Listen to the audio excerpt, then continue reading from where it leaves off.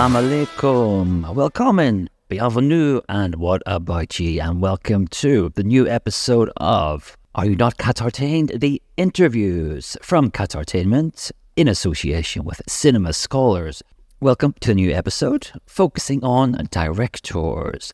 So you may remember our last episode. I had the pleasure of talking to Mr. Simon Phillips, the genius behind the new reworking of Mickey Mouse into a serial killer.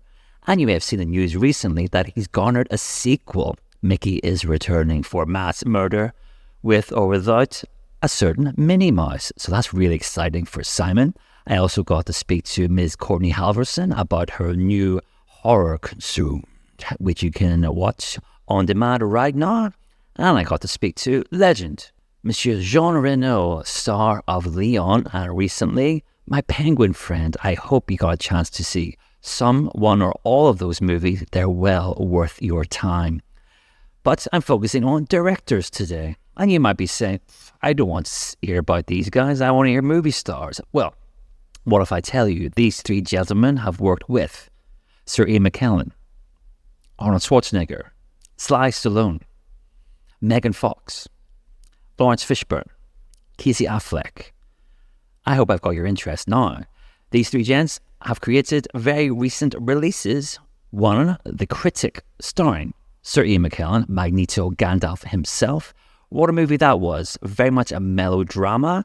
I hope you can catch it wherever you are in the world. I've thoroughly enjoyed it as a big fan of SIR IAN McKELLEN ever since my school days, watching him in Macbeth. He is my Macbeth. In the Trevor Nunn TV edition. You can get on YouTube now. It also stars Dame Judi Dench and Ian McDiarmid, you may know as Chancellor Palpatine from the Star Wars saga. The Critic is a melodrama, very much in the meaning of melodrama. It rattles along, it has extreme characters, it has high drama, lowbrow comedy, but is a real treat if you want to indulge yourself. And I had the honour of speaking to the director, Mr. Anand Tucker, who has worked with Colin Firth and Scarlett Johansson in The Girl with the Pearl Earring in the past, and he guides me through the making of The Critic, and what a treat it was to meet him. Also, I get to speak to the director of Megan Fox's new movie. You may have seen or heard about this, Subservience, a sci-fi cult classic of the future, I'm sure. Now, Megan Fox gets some bad press, but I think you give her a role, she goes for it. So this is sci-fi fun, and you have Megan Fox playing a seductive sim, as they call it in the movie, so pretty much an AI fembot.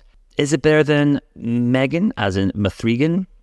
I don't think so, in my opinion, but you'll enjoy it if you enjoy the work of Miss Fox. But the director is a gent, and I had a great time talking to him. And finally, I speak to Mr. Mikael Hafström, who was an excellent gentleman also. And we speak about his new movie starring Casey Affleck. The awesome sauce is Lawrence Fishburne in the new movie Slingshot, a great sci-fi epic. Three-hander between the two, Casey Affleck, Lawrence Fishburne, and let's just call him Frenchie from The Boys. Can be placed alongside Alien, Moon, Event Horizon, if you like your sci-fi scary. Enjoy that one. But that is enough for me talking, so I'm going to pass it over to myself, interviewing these fine and directing gents. So we're going to have a clip of the trailer for each movie leading into the interview. And then that'll be done for Are You Not Qatartained? The Interviews Directors Special. Please, please, please like and subscribe. And I'll leave a comment if you enjoyed this episode. And go back and visit our previous episode. It'd be much appreciated by all of us here at Qatartainment. And if you enjoyed the interviews, they're all transcribed at cinemascholars.com. Thank you for your time, folks. That's enough from me, your host, Glenn Dower. Over to myself. Enjoy. Titan. It's the most Earth-like world we can reach. But to get there, we'll need Jupiter's gravity for a speed boost. You have 2 more hibernation cycles before the slingshot.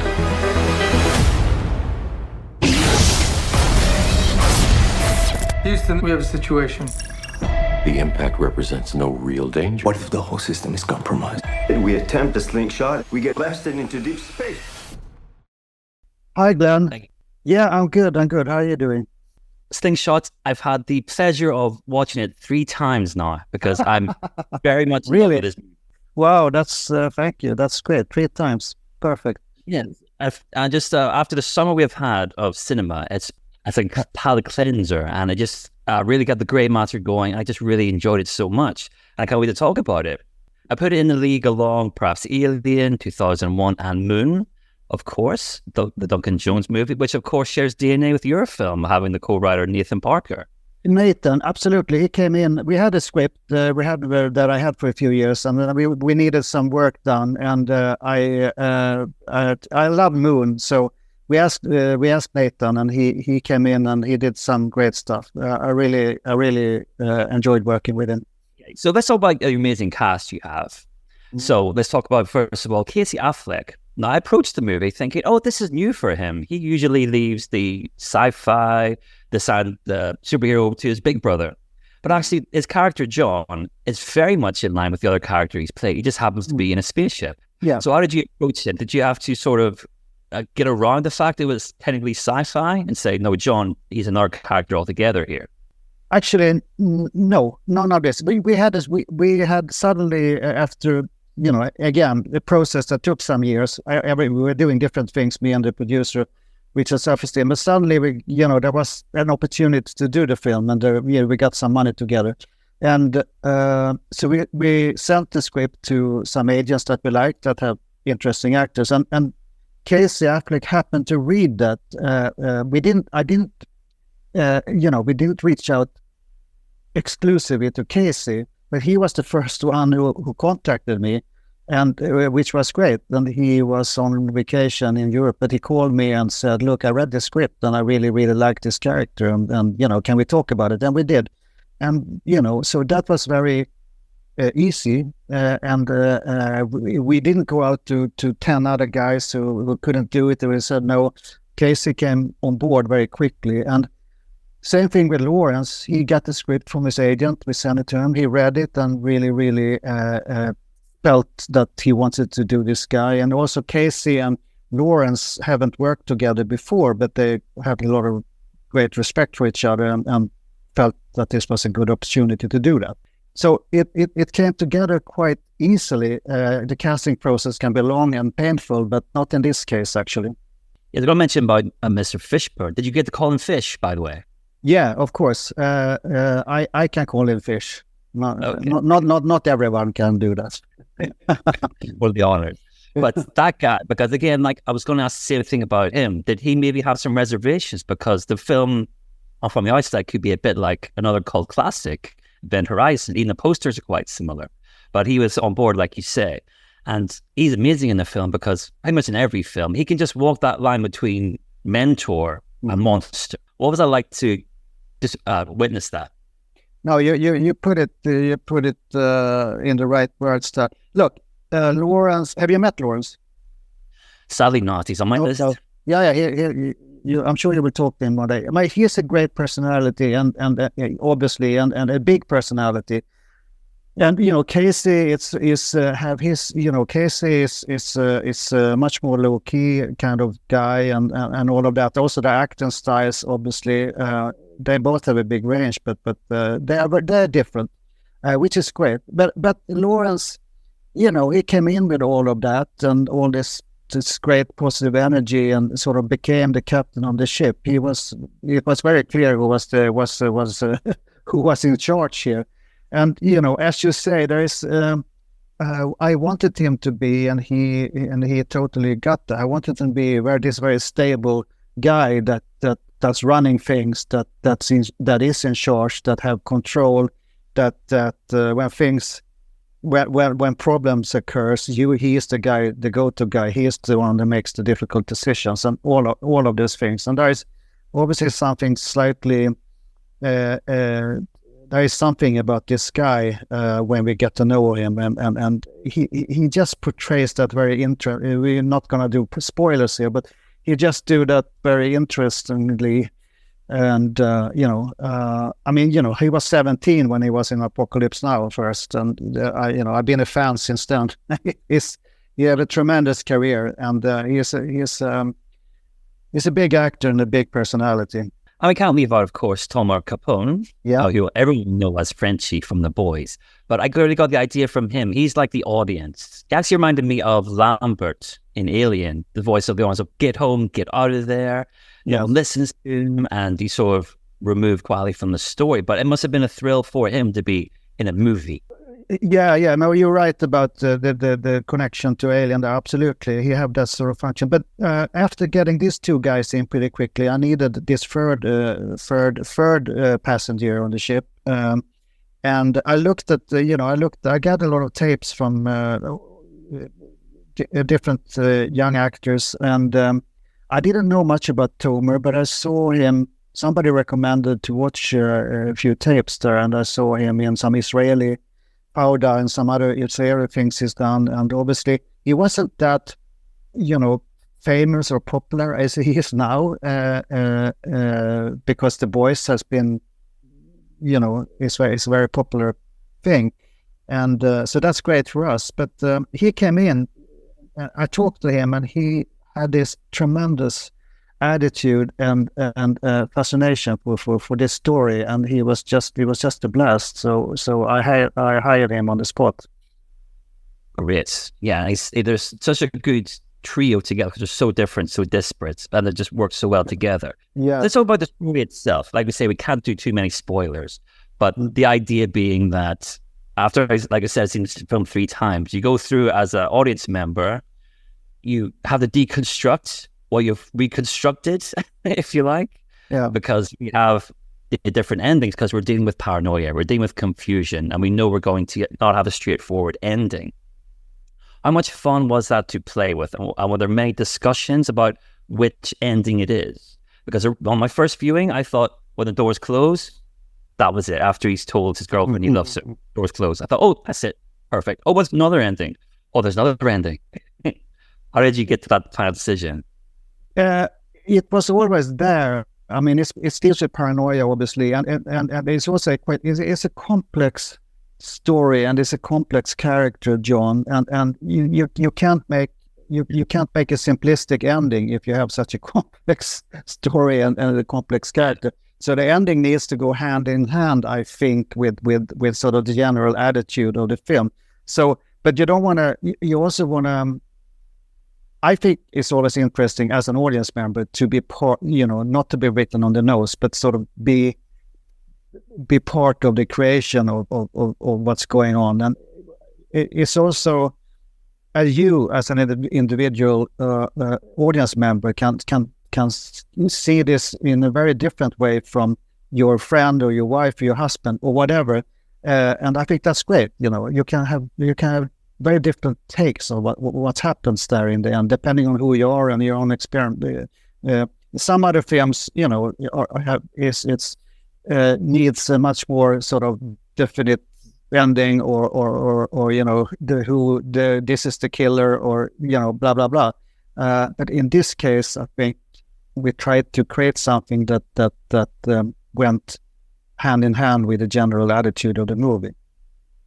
Yeah, and what's created is when you're walking down the street, you stop and go, "Oh, he said that before," and that leads to that. Yeah. So still after days after, it's still absorbing and marinating. Yeah, there is little signs here and there, obviously, and there is sort of it's a puzzle, and yes, exactly as you say. So this was my wish, or this was my hope, that people would sort of see and read the film like you described, and enjoy the ride for those reasons, And so I'll pick up one thing on Casey Affleck's performance, and I can ask you as a director, was it filmed in sequence? Because John, you just see him deteriorate and deteriorate. Was that a conscious decision for you as well? Yeah, I mean, it's rare that you have the opportunity to shoot the film in story order as we did here, because we had the ship was built, and we had the actors, so we could actually start from the beginning and we started to shoot the stuff that's not on the ship first. Everything on Earth was shot beforehand, and then we went into on the ship and shot most of it in story order, and that was really great for Casey and for the film, and obviously important because, as you say, he deteriorates and his mind takes in places, and we were very lucky that we could do that as a process and not throwing ourselves back and forth in the story. Yeah, definitely. Because he just every time he comes out of his, hibernation, you think, oh, he looks so terrible. He just gets worse, worse, worse, Yeah. worse. Like, put this guy out of his misery. Step aside the film for a moment, just while I have you. I just want to talk about the other actors you worked with. Now, if you could see the other side of my room, I have a big Rocky poster. Of course, you were the guy who brought SLY and Arnie together for their first movie together, Skip Fan. What was it like working with them? Because there's a really cute behind the scenes photo, and they look like two naughty schoolboys, and you look like the teacher. Yeah, exactly. Were you on set? No, that's exactly it. They were like two very happy schoolboys on set. They were coming eagerly every day and wanted to play in this on this schoolyard. Where are we going today? Where do you want me to be? Where do you want me to stand? And they were, I mean, the best example is like SLY came and one day 45 minutes early, and I said, "What are you doing here? We have to set up and stuff." And he was like, "Yeah, I know, but I'm a director myself, and I hate when actors are late." That was the attitude. And they were really fun. I'm not saying that just to, it's a hard work making a movie and, and all of that. It always will be. But so I'm not being overly polite to these guys, but they were. I always be thankful for them because they show so much respect. They had so much fun, and they were really sweet with each other. I mean, they had all this, their careers, and they were fighting of who is the biggest star back in the day. But now they were elderly, older, and they were so much fun, and they had so much fun together doing this. A great experience. One of the most fun movie making experiences I had, actually. Oh, that's perfect. I'm so glad to hear it. That's made me really happy. Yeah. True story. Well, sir, it's been an absolute pleasure. Great. Thank you for taking your time, and we'll talk next time. Thank you so much. Imagine how upset Nick would be if you die. What's wrong? She won't live long, Nick, but I figured out a solution. You do so much for everyone. Mr. Dale, how are you, good sir? Good. How you doing? I'm really good. Thank you very much for talking to me. We're here about Subservience. Okay, from the script by Will Honlin, April McGuire. How did you get involved with film? I had done a film for Millennium called Till Death with Megan a few years earlier, and they had acquired this script and they were developing it. And at some point, they thought I might be interesting to talk to see what my thoughts were on it. And yeah, I read the script. And really kind of when I got to the halfway mark and I saw the, there was a scene where we kind of have the wife coming home and really discovering her being replaced. That to me was when I really started to fall in love with the script, and we started to develop it from there. And I thought April and Will had done such a great job on the script. And it was really just kind of, let's expand on these ideas. Let's play with this and try different things. And it was a pretty quick kind of from there, rewriting, reworking it, and getting onto set. We kind of were jumping into the gun pretty quickly. Yeah, like you said. So was Megan involved before you, or did you approach Megan after your work on Till Death? It was afterwards. Yeah, it was. We were prepping the film and we were discussing different names. And it's funny how much she didn't kind of come up at the start. And then at some point we kind of discussed it. And I thought, well, having these intimate scenes and having worked with her before, there's a lot of trust there that you need for that and to create that environment. So I think once I kind of really started to think about that and think about, other things as well, like, I think there's a lot of things in here that remind me of Jennifer's Body, which is, such a great film, and people love that and love her and in that film. So I kind of wanted to see, another badass Megan kind of, destructive path coming through and doing some fun things. So that was exciting to kind of do that. Yeah, so I was going to ask about how you direct her as April, because of course it's a near downward trajectory, of course, where she starts off very sweet and everything like that, and just the perfect subservience, and then we have that downward. How much fun were you directing her? Was there a scale you had in mind where very benign, is 1, 10 is completely malicious, murderous robot. Did you have all those areas in between?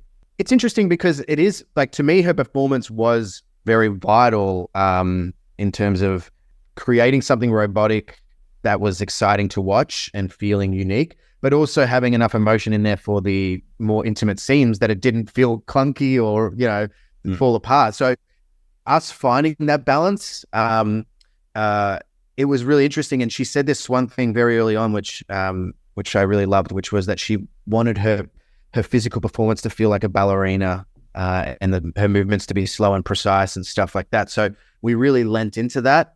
And then it was, as we were kind of going down that path, and getting to that third act of glitching and craziness, that was exciting for me. I think that was more nerve-wracking for her, was, and it was like, let's try things. Let's try a take where you go completely, crazy, and then one where we bring it back a bit. And so it was trying to find that balance in the editing of it later on, and seeing what works, how far can we push it, but keeping that groundedness, keeping the horror and the dread, pushing all the way to the end of that third act. Yeah, 100%. So did you have a method approach where she was always in April mode, or would she step on set as Megan, you say action, then the head tilts, and she's April? Yeah, no, I think she's got a great skill for just switching it on and then switching it off, and I think that was important, like with the children, and making sure they felt comfortable and were kind of felt like they were in a playful, sandbox to do it. And I think her and McKellein and Madeline really helped kind of create a safe, warm environment for those children. But yeah, there's moments where, you call cut and you kind of, everyone's just, and Megan's just laughing at the ridiculously of something.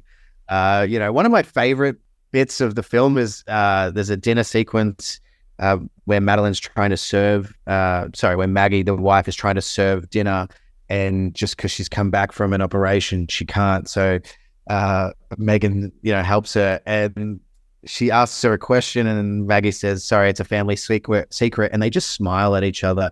And I love the way they just do it. You don't need anything said, but there's something so fake behind Megan's smile as she turns her head and does it, and I would laugh behind the monitor. So yeah, those little bits there, it's fun. Like, doing a sci-fi movie like this and having like this AI sim, it does allow you to kind of play around with things in an exciting way. I'm glad everyone had fun. So let's talk about the rest of the cast. So Megan is the box office name, of course. We have Michaela, like you said, and Madeline, and say little Matilda. Okay, of course, not massive well-known names, but that still works for the story, doesn't it? They could be any family. Yeah. So how did you come across your cast? Yeah. Yeah, and I think, like, for me, the kind of contrasting Megan, knowing we had Megan as the robot, I think it was kind of then, all right, well, what can we do to make Maggie more interesting? And when we kind of found Madeline Zimmer, she had this innocence about her. She kind of, it feels like the girl next door vibe that I thought was kind of polarizing in an interesting way. And I thought she kind of softened Nick's character a little bit more, having a wife like that, which I think was very necessary with stuff that was happening in the plot and everything like that. But it's so interesting because when we were casting this, because we were racing up to the shoot date, we actually had to lock in Matilda, the young girl in the film. We had to lock her in quicker than than the others, because we, for the safety benefits of working with children, you have to do so much paperwork and everything. So we kind of were told, you need to, and that was terrifying at the start, because it was like, well, we don't even know who's playing the father or the mother right now, and you're telling me I need to lock in the child. Obviously, as we lock that in, it's going to only give us a certain amount of flexibility in certain ways. But it was actually really freeing, because it was just focusing on who was the best child performance that we could direct and get what we needed and everything like that. So it allowed us to really kind of free ourselves up and be like, really analyze who we thought was great. And Matilda first she was just, amazing from the get-go. And in retrospect, her and Madeline, I feel like Madeline looks more like her mother than Matilda's actually mother. Like they, that's like sure you respect thing. Yeah, exactly. But no, that was exciting putting that cast together, and yeah, there are definitely 4 pillars going on there. It's really, really great to watch as well, and you're in a family, and that's just great. But I just want to ask you yourself about your career. So you started with a lot of shorts. So we have a lot of readers who are aspiring filmmakers, and some of our contributors are as well. Can you give some advice to those people about what tips and tricks and invaluable experience you got from shooting shorts and building up to feature film? Yeah, I think shooting shorts, it was so beneficial to my career now because, you know, we just had a group of friends that were getting together on a weekend and shooting something. So I was kind of taking charge of directing the cinematography. I was doing catering. I was doing everything on set. And then then you get into the editing. I was editing it myself. I was doing all the visual effects myself, watching, you know, YouTube tutorials and seeing what I could do. And all that benefits you when you get on a film set and you need to understand what everyone's job and position is. You suddenly have incredibly experienced people on set, but if you don't know how to utilize them, you know, you're not going to get what you want out of it. So knowing what everyone's job was, knowing not just what their job was, but their limitations and where they could push things and try things out and stuff like that, I think it's vital.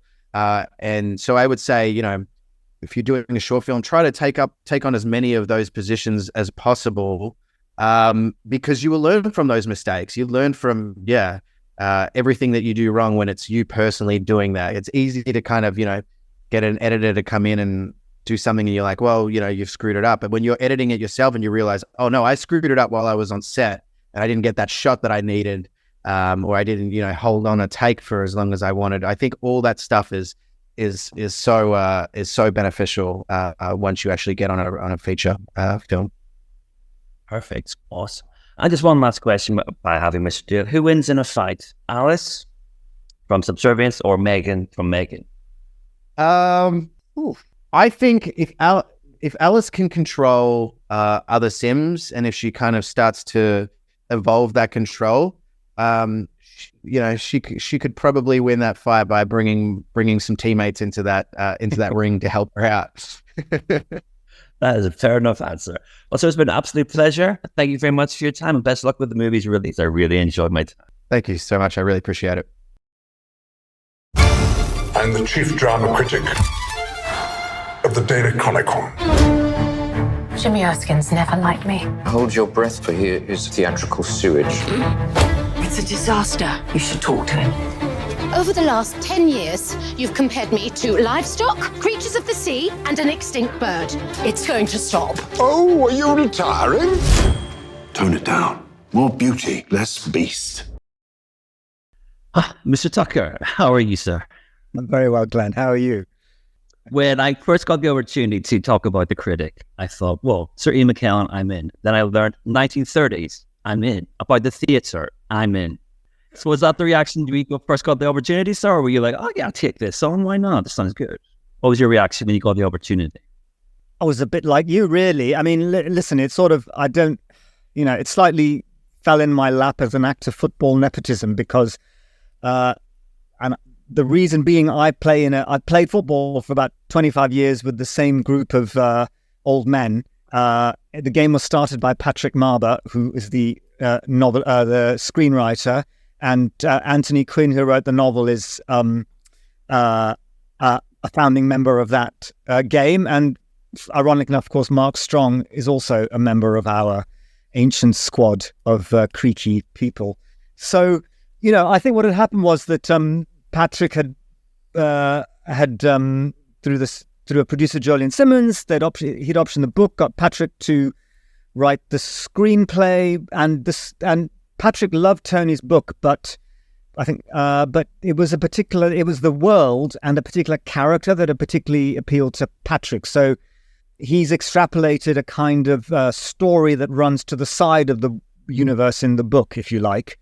And then in 2019, I think a few years after they'd got going on the project, he just called me up and said, would I be interested in having a look and a read and maybe taking it on? And of course, I just said yes, because, you know, I'm a huge admirer of his work, of course. And, you know, he's such a brilliant writer. And B, you know, we were pals, and I you know, I really respect him. And I think he's such a fine writer. So it wasn't I didn't have to go hunting for it, which has never happened before in my life, let me just tell you. All those broken bones in my foot and my hands over the years, you know, they added up to karma giving me back this movie. Oh, Rose led here, fantastic.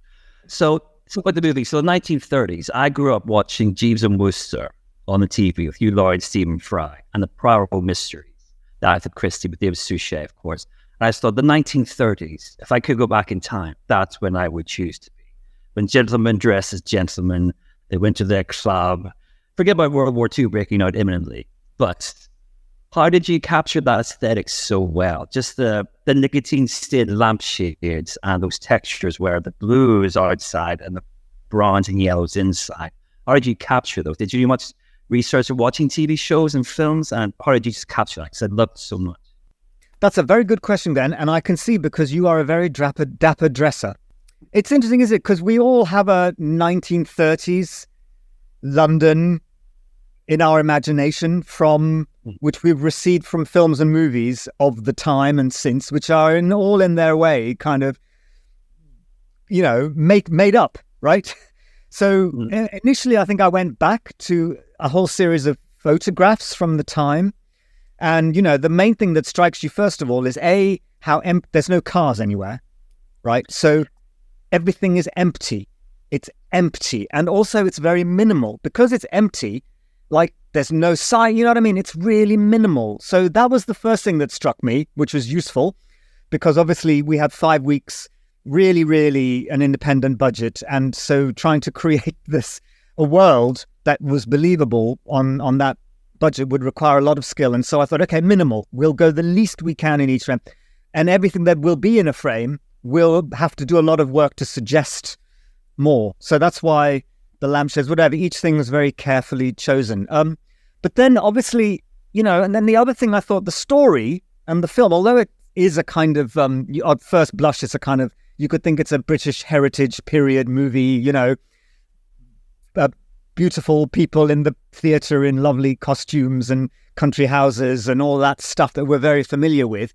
But it's also it's a movie that at its heart is actually basically a film noir. It's basically Double Indemnity, right? One of the greatest movies. Jimmy Erskine is basically Barbara Stanwyck, and very quickly he figures out who and how he has to persuade to do something difficult for him that ultimately spirals out of everyone's control, you know, and bad things happen, right? It's basically Double Indemnity. And so then that took me to Hangover Square and a whole, you know, Stage Fright, early Hitchcock. So it's a whole series of those kind of noiry British films. But then I also thought, black and white, you know, I feel, there's enough darkness in the film, you know, in the story. And so when you look at Technicolor film of the time, like I looked at lots of just documentary 3-strip Technicolor footage, documentary footage, and the colors are just amazing when you finally see that, you know.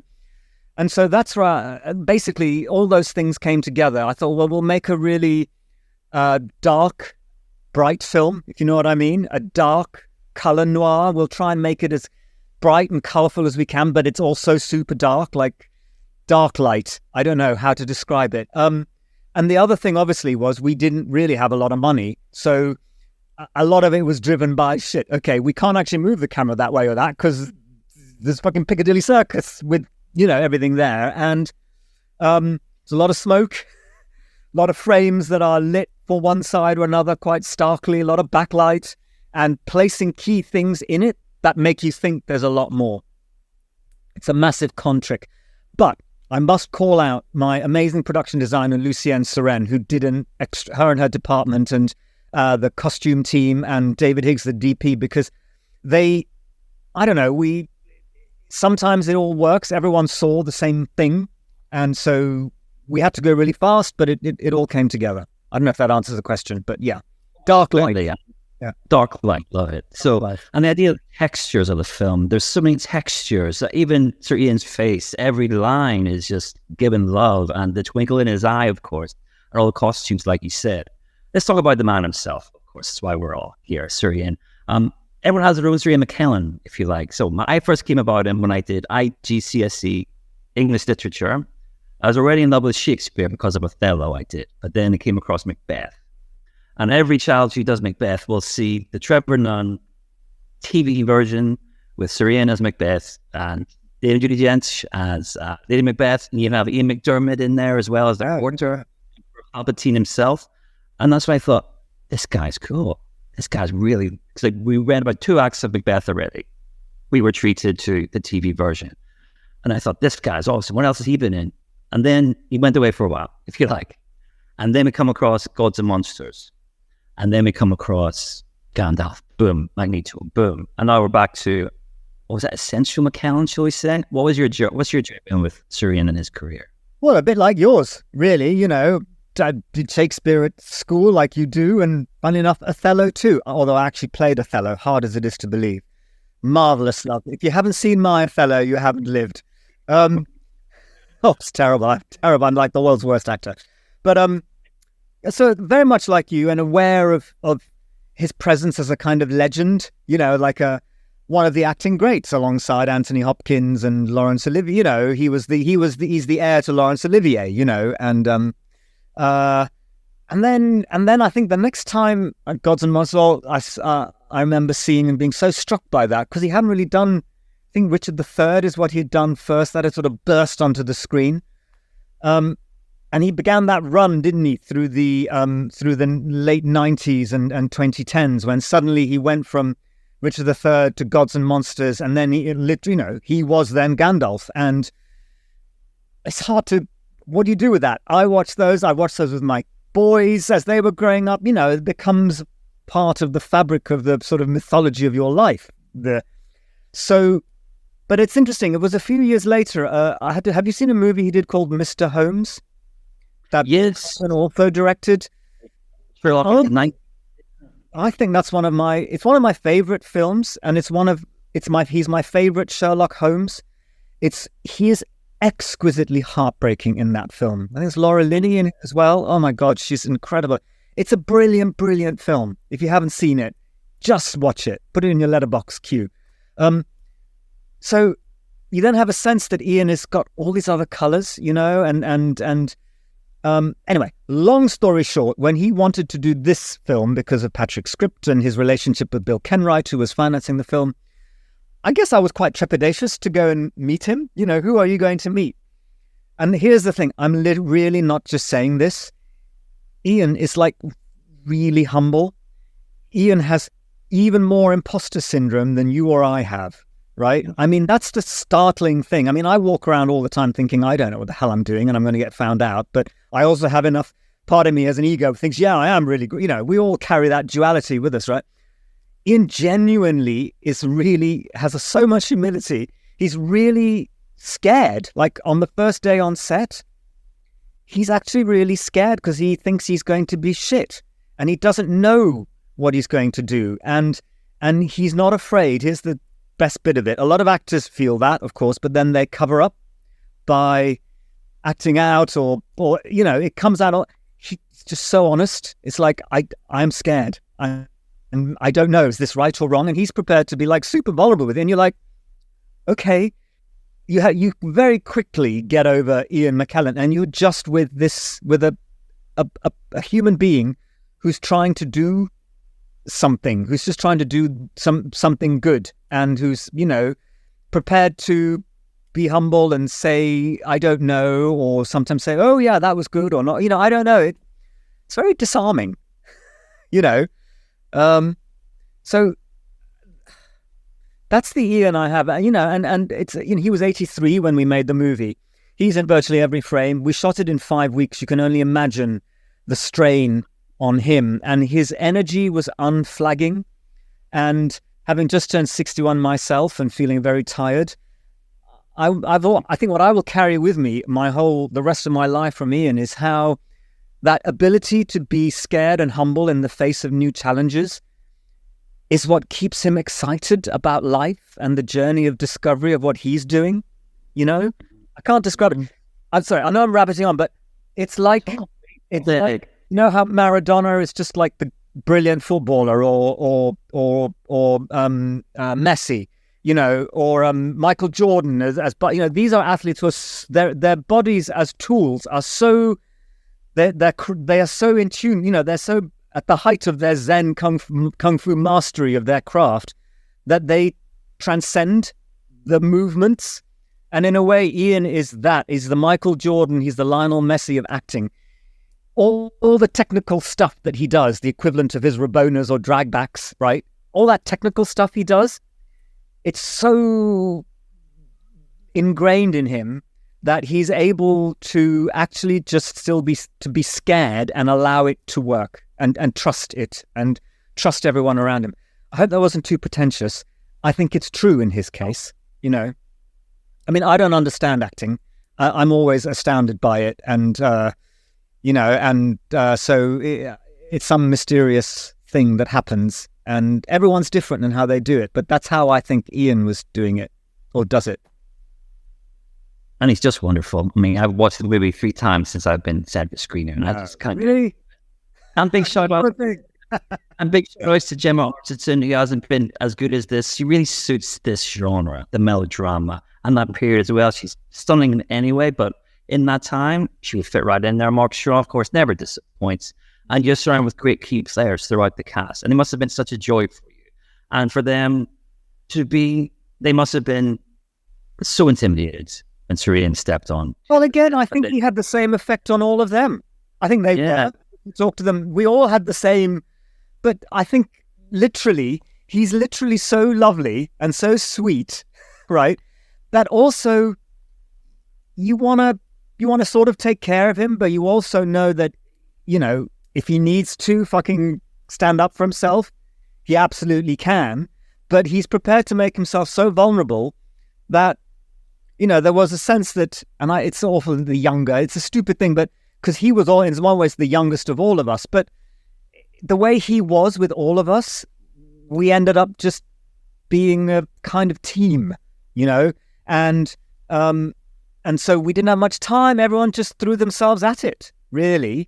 And he made that atmosphere. I've always found on every film, in the end, it's it's number one on the cast, on the call list that sets the tone and the atmosphere for the film.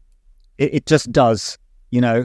And if I tell you that it was a bit like a, you know, Friday morning kickabout with a group of friends, having a laugh, and sometimes getting a little bit carried away, you know, but still then being able to hug and make up afterwards. It was a bit like that because of him. Well, Mr. Duggar, I could talk to you all day and all night.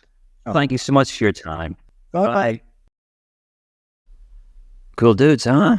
What'd I tell you? A big, big thank you to my guests this week, S.K. Dale, Michael Heffstrom, and the director of The Critic, Mr. Adnan Tucker. Again, please check out all those movies if you can. I give them all a very high rating and enjoyability of their genre, not to be missed. And that wraps it up for Are You Not Qatartained this time around. We're proud to come from Qatartainment in association with Cinema Scholars. And again, please, folks, if you can, like, share, comment, subscribe, all those lovely things that take you less than 5 seconds to do. It really helps the channel, really helps us grow. And we want to give you more and more quality Qatartainment. That's it from me, your host, Glenn Dower. Just one more thing to say. Are you not entertained?